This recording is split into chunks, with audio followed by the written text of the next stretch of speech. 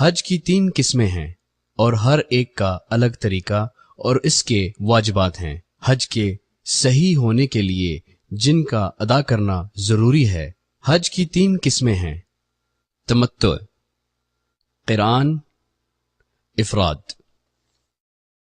اور ان میں سب سے بہتر حج تمتع ہے، بشرط یہ کہ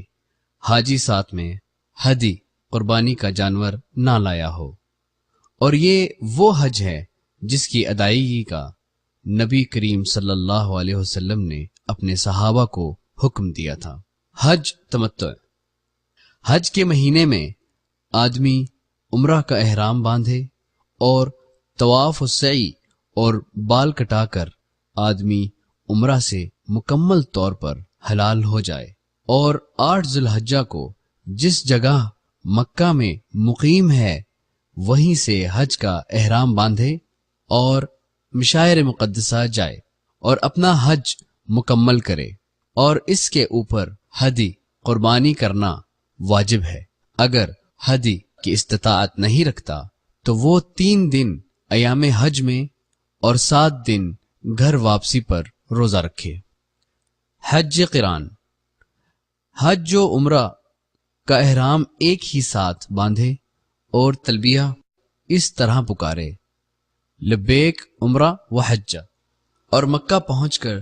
طواف قدوم کرے اور حج و عمرہ کی سعی کرے، اور حلال نہ ہو بلکہ اپنے احرام ہی میں باقی رہے۔ پھر 8 ذی الحجہ کو اپنے بقیہ اعمال حج و عمرہ کو ادا کرنے کے لیے مشاعر مقدسہ جائے، لیکن وہ دوبارہ سعی نہیں کرے گا، اس لیے کہ طواف قدوم کے بعد اس نے سعی کر لی ہے، یہی سعی